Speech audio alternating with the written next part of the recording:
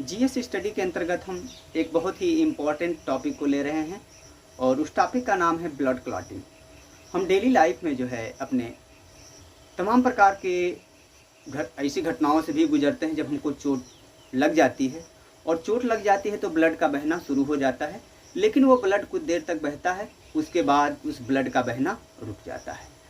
तो आखिर में ऐसा क्या होता है जो ब्लड का बहना रुक जाता है, हम आज इसी प्रक्रिया को जानेंगे। हम तो जो ब्लड क्लॉटिंग है ये बहुत ही इम्पोर्टेंट प्रोसेस है और इसको ब्लड कोगुलेशन के नाम से जानते हैं। और ये ब्लड कोगुलेशन एक क्या है, formation of jelly like substance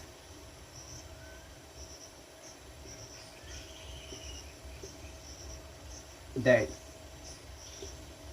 stop to bleeding।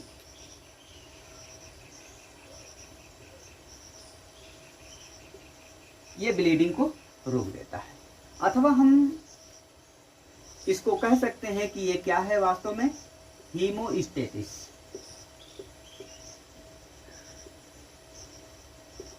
और हीमोस्टेसिस भी एक ऐसी प्रक्रिया है, ये क्या बताता है, formation of a plug that stop to bleeding. ये भी एक इसमें जो है प्लग का निर्माण होता है, अर्थात हम कह सकते हैं कि एक जाल का निर्माण होता है और वो जाल क्या करता है, जो ब्लड पार्टिकल्स होते हैं उसको बाहर निकलने से रोक देता है। हम यहाँ पर इसकी मैकेनिक्स को देख रहे हैं।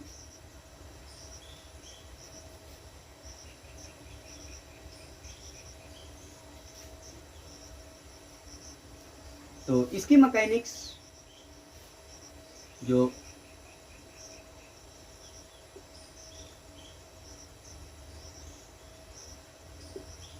इसका जो मैकेनिज्म है वो 3 स्टेप में पूरा होता है। पहला स्टेप जो है, जो जहां पर घाव है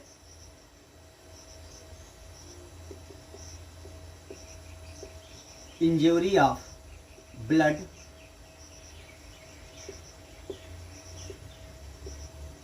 वेसल्स, वहां पर जो है ब्लड से ये प्लेटलेट्स आती हैं और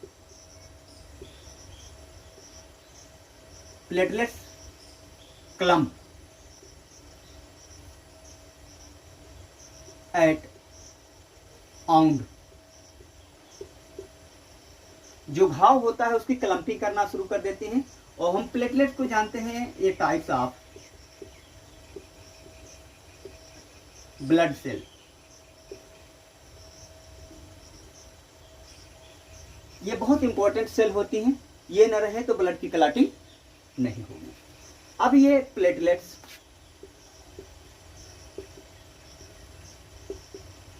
इनका काम क्या होता है, ये रिलीज करती हैं, कैसे एंजाइम को रिलीज करती हैं जिसका नाम है थ्रोम्बोकाइनेज।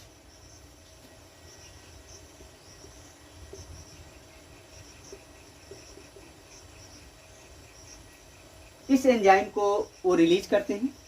और ये थ्रोम्बोकाइनेज वास्तव में होता क्या है, मिक्सचर ऑफ फॉस्फोलिपिड्स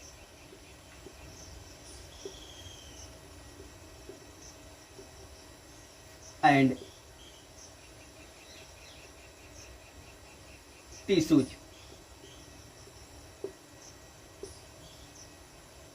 का ये मिक्सचर होता है, ब्लड टिश्यू का ये मिक्सचर होता है।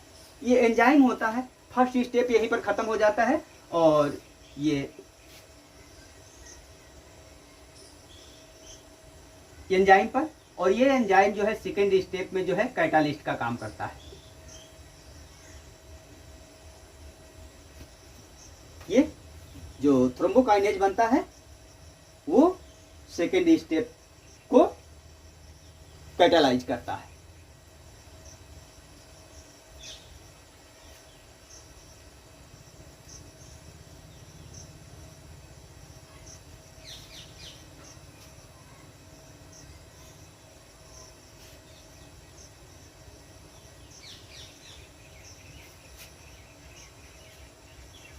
अब सेकेंड स्टेप पर आते हैं। जो इसका दूसरा चरण है ब्लड क्लॉटिंग का, उसमें आते हैं। तो दूसरा चरण अब यहाँ पर जो मेन रोल होता है किसका होता है? विटामिन के का होता है सेकेंड स्टेप में।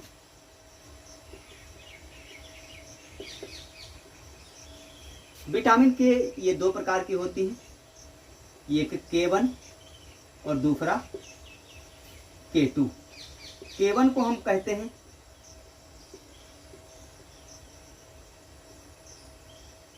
फाइलोक्विनोन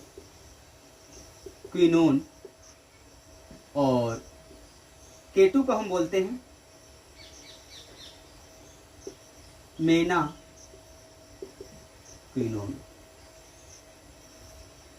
अब ये विटामिन का काम, विटामिन के का ये काम क्या होता है? यहाँ पर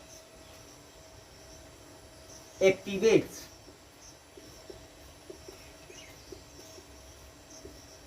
टू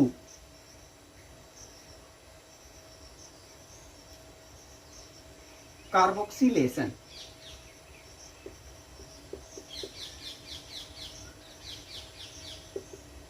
हम जानते हैं कार्बोलिसिस प्रोसेस में जो है सबस्ट्रेट प्लस कार्बन डाइऑक्साइड और क्या बनता है? कार्बोक्सिलिक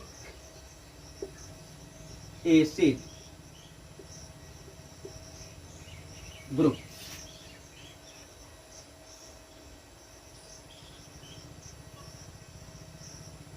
अब जिससे जो है यहां पर प्रोथ्रोम्बिन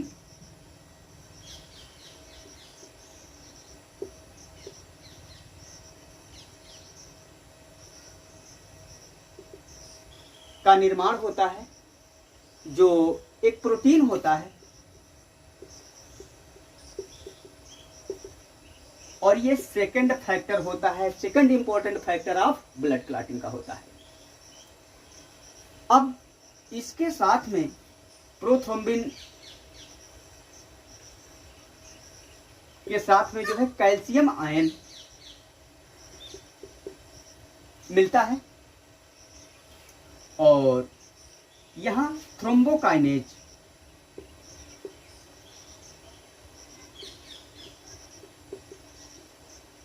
जो है कैटालाइज करता है इस रिएक्शन को और क्या बनता है?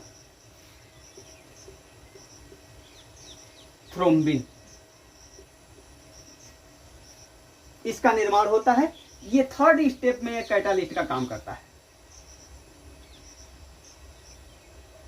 ये भी एक एंजाइम ही होता है।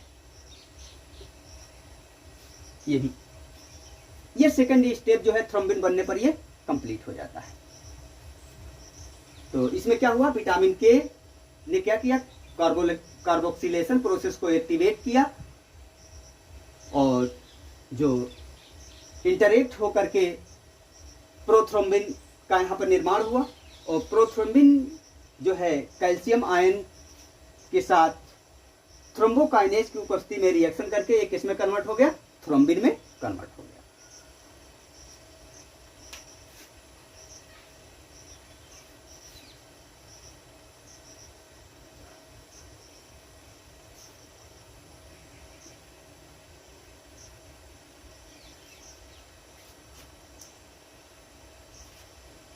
अब हम थर्ड स्टेप पर आते हैं, इसके लास्ट स्टेप इसका। तो यहां पर ये थ्रोम्बिन है, ये क्या करता है? Activate to coagulation factor. इनको ये एक्टिवेट करता है एज 5, 8, 11 एंड 13। इस फैक्टर को एक्टिवेट करता है। और ये फैक्टर वास्तव में ये होता क्या है, फाइब्रिनोजेन।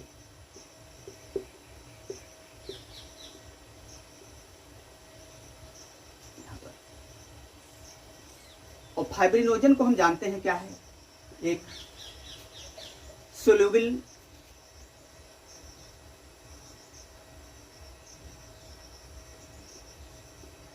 प्लाज्मा प्रोटीन है।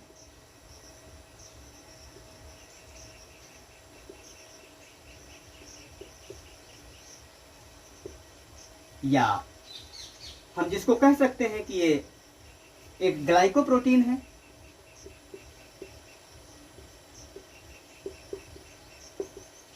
जिसका निर्माण ग्लाइकोप्रोटीन कॉम्प्लेक्स, जिसका निर्माण जो है कहां पे होता है, लीवर में होता है। अब जब ये थ्रोम्बिन जो है ये फाइब्रिनोजन को एक्टिवेट करता है, तो इसके बीच जो ये फैक्टर्स हैं इनमें इंटरेक्शन होता है। और इंटरेक्शन होने के कारण जो फाइब्रिनोजन है वो किसमें कन्वर्ट हो जाता है, फाइब्रिन में कन्वर्ट हो जाता है। और जब फाइब्रिन में कन्वर्ट हो जाता है तो ब्लड क्लॉटिंग कंप्लीट हो जाती है। वहीं पर जो है ब्लड का थक्का जम जाता है और अब जो है ब्लड पार्टिकल्स जो हैं इस जाल से होकर के बाहर नहीं निकल पाते हैं। और ये क्या होता है, नॉन सोल्यूबल।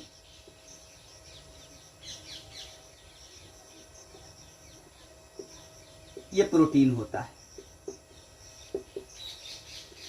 तो इस प्रकार से जो है 3 स्टेप में जो है ब्लड क्लॉटिंग कंप्लीट होती है। यहां पर हम ये देख लेते हैं कि